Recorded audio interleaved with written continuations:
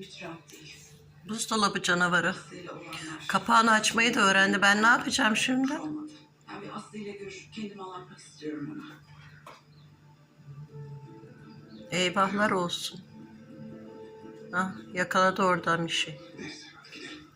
Ya, Aslı- Geri zekalı bula bula da salamın kabuğunu buldu.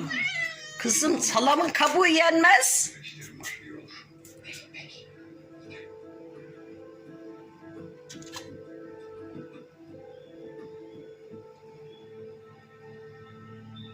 Bakar mısınız? Allah'ınız aşkına bir bakın. Yavaş. Eyvahlar olsun. Meryem'den geliyor. Şimdi öğreneceğiz. Bu ne Meryem? Ne yapacağım ben? Ben de geliyorum.